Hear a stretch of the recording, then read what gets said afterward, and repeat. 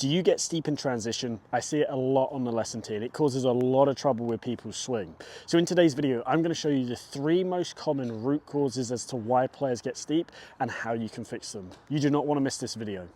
So the first thing that we need to do is define what a steep shaft is. And there's a couple of ways of looking at a steep shaft. The first way is when we analyze golf swings, we tend to pause players in this left arm parallel position in the backswing. What we will then do is draw a line down the shaft and continue on with the swing. As we come down back to that same left arm parallel position, but this time in the downswing, if we see that this line is now steeper in the downswing, we know we've steepened the shaft relative to the backswing.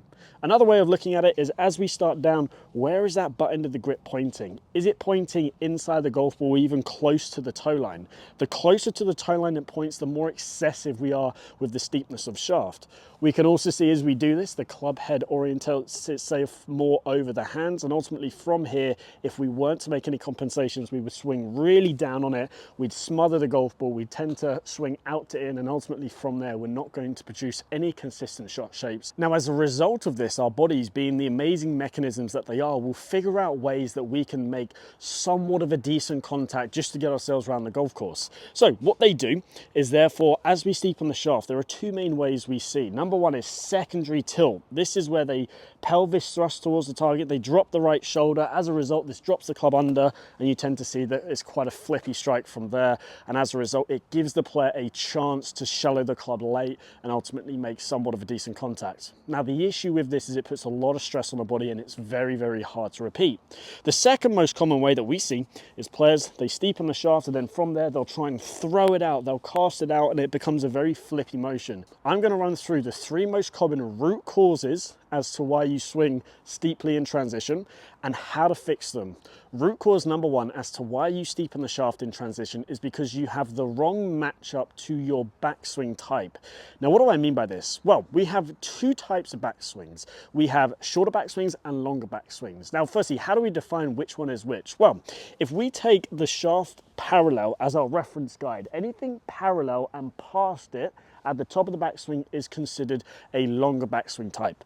Anything shorter parallel is considered a shorter backswing type. Now, we are going to tackle the shorter backswing type first. When we see players with a shorter backswing steepen the shaft in transition, it is because they get into a position at the top where the club is classed as across the line.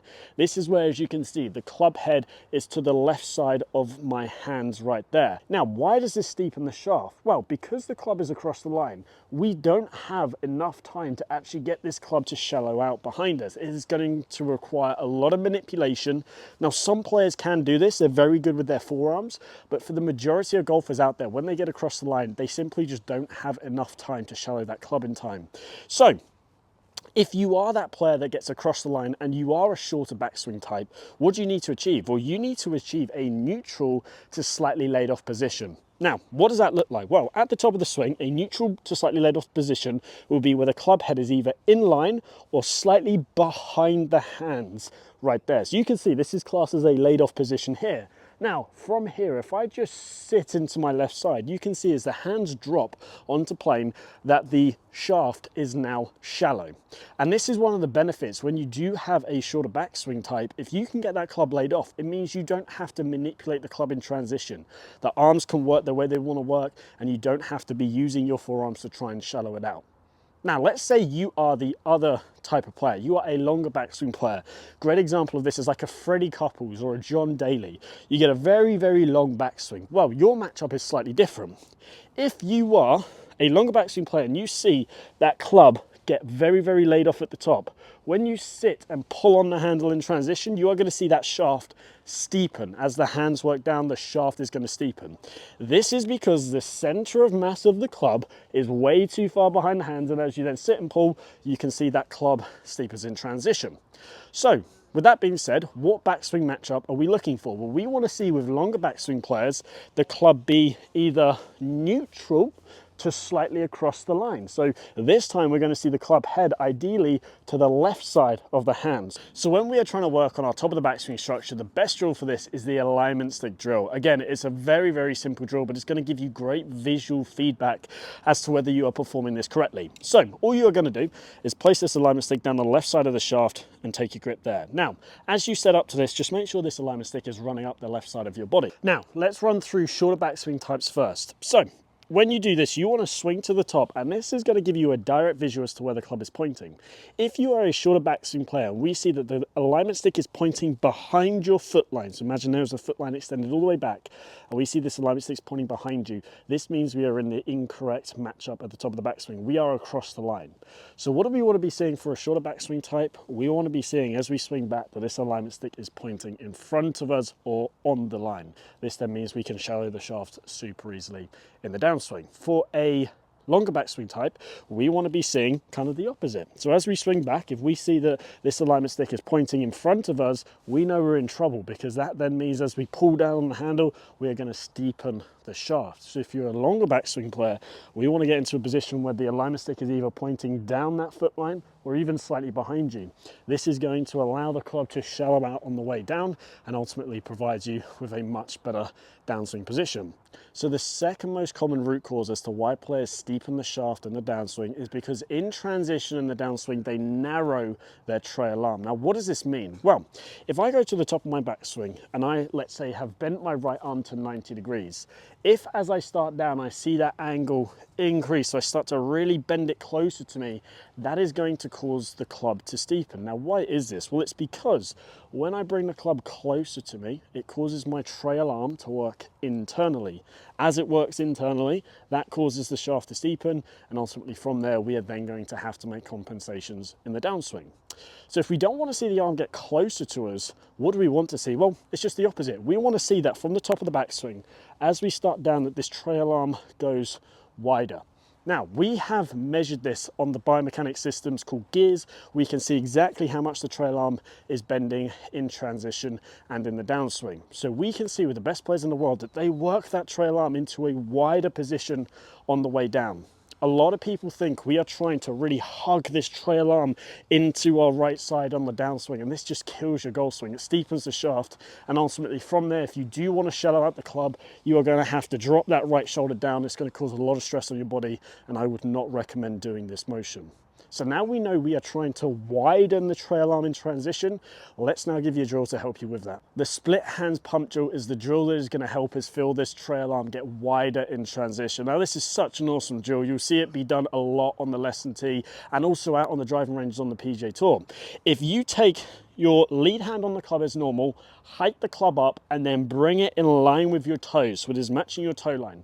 From there, take your trail hand and point that palm away from you. Now in this position, you can see I've created two right angles with my arms. You want to maintain this at all times. From there, swing to the top and then just pump your arms back down, back to this 90-degree angle position. So to the top, down, to the top, down. And as I do this, you can see that trail arm is working bent and now back to straight, bent, back to straight. And as you do this, you're going to get the sensation of what it feels like for you to get that right arm working the correct way. Now, for some people, when they do this, they really feel like the hands are working straight down towards the trail foot. They don't feel like they're keeping them in front of them. They feel like they're working them straight down towards the trail foot. The third reason as to why you steepen the shaft in transition is because your club face is open. Now, how many times have you heard that? Well, it's a golden one and it's never going to go away. So we need to fix it right here, right now. Now, why does it cause you to come steep in transition? Well, when your club face gets open at the top of your backswing, they swing over the top and throw it, as that is a squaring mechanism. Believe it or not, the more you steepen the shaft, the more you'll actually square it up. The more you shallow the shaft, the more it wants to open up the club face. So this is why you'll actually see a lot of the best players in the world at the top have a slightly closed club face position, because it helps them when they shallow out that club get into a great impact position where they can lean the shaft. So, if you are that player that gets the club open at the top, there could be different reasons for it. The two main ones that I see are wrist angles and grip. Now, whenever there is a club face discussion, you always have to check your grip. Now, If you look at your left hand and you see that it is rotated round to the left, then what you need to do, and this V is pointing somewhere up to the left collarbone and you've only got 1 or 2 knuckles on your left hand visible, then what you need to do is feel like you internally rotate your left arm. Now, what does that mean? Well, essentially, what I want you to do is put your thumb up in front of you. From there, with your left hand, your lead hand. From there, turn it inwards. That is you moving your arm internally. Now, as I do that, you can see my elbow is pointing down towards, if the target was over there, down towards the target. Now, bring your hand on, and straight away, you can see that has changed the orientation of how I place my hand on the grip. So if you were somebody who gets it weak and the V points up to your lead collarbone and you need to strengthen it, then we need to rotate that hand over. How? By changing this into more of an internal position. Thumb up, turn it inwards, bring it down, feel that elbow point more towards the target, and there you go. You can see that V is now pointing up to my right collarbone. I can see about 3 knuckles on the left hand, and from there, if I go to the top, you can see that club face is now in a slightly closed position to neutral position. As I come down, I've got no need to throw it, so I can swing from the inside, shadow that club out, hit some beautiful goal shots. Now, what if you look down and you go, oh, my left hand's fine, my right hand's fine? Then it's all to do with your wrist conditions. What we will be seeing is if you have a neutral grip and you see that club excessively open at the top, that then means your left wrist has merked into this cupped position, extended position. So how do we fix this? Well, we need to work on some wrist condition drills. Now, one of my favorite things to do is just put the focus onto the palms of the hands, especially the trail palm. If I set up to this golf ball and my trail palm works back under the club, so my right palm is now working under the club, it's pointing up towards the sky, you will see that that face will start to open up. So what I want you to do is go the complete opposite way. I want you to feel that right palm stay on top of the club. Now what this is going to look like is something along this line. So if I was to open up my right palm, you can see it's pointing straight down to the ground. Now, as a result, look at the club face. It's in an exaggeratedly closed position, but we need that for the time being. Then as we turn to the top and we get to the top, we're going to see the logo on the back of the left glove and the right palm are pointing more to the sky. Again, this is going to orientate your club face into a better position. Therefore, that means on the way down, we are not going to have to steepen the shaft. We can shallow the shaft, and then we can rotate through the ball correctly and ultimately have more of what we like to see, this free wheel downswing where everything's just a lot more repeatable. If you've enjoyed today's video, then please give me a like and subscribe. I'm going to be dedicating a lot of time to YouTube. And if you have any video recommendations, drop them down in the comment section down below.